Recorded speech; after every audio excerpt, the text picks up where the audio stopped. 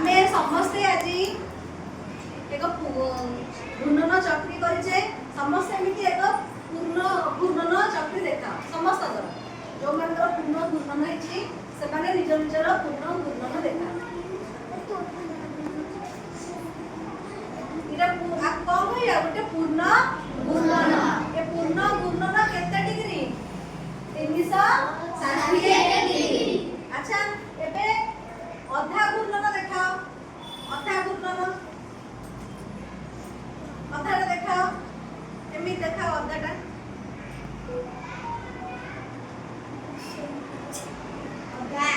अधा देखैलो 1 विभक्त 2 अंश ये केते हैला 1 विभक्त 2 अंश। अच्छा एटा को कोण कहले एटा होय कोण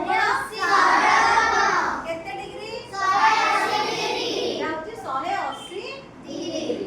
अच्छा तापरे देखैबा 1 विभक्त 4 अंश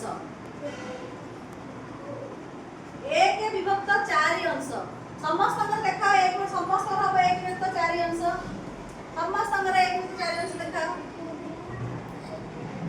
देखैला। अच्छा कहला एटा गोटे को कोण देखा होची समकोण को कोण समकोण केते डिग्री 90 डिग्री 90 डिग्री एटा को केते डिग्री 90 डिग्री 90 डिग्री। अच्छा एबे हमें देखैबा 1 विभक्त 4 अंश रु कम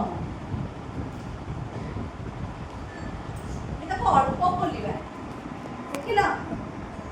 अच्छा कहला एटा गोटे कोण देखा जाउची सूक्ष्म कोण कोण ना कोण सूक्ष्म कोण हमें पूर्व श्रेणी रे पढिचे नै सूक्ष्म कोण।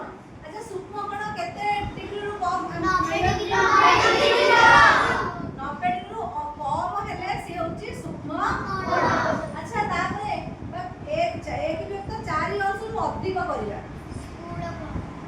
एहा एक केउ प्रकार कोण होची स्थूल कोण नहीं पुराटा हे गली ता को कोण हबो सरल कोण किंतु एति करिबा नहीं जेते कि 90 डिग्री केते हबो अधिक हबो 90 डिग्री अधिक हले या केउ कोण हबो स्थूल कोण लागो स्थूल कोण। अच्छा जानिले आमे प्रथमे पढिले पूर्ण घूर्णन तापरे पढिले सरल कोण तापरे पढिले कोण समकोण।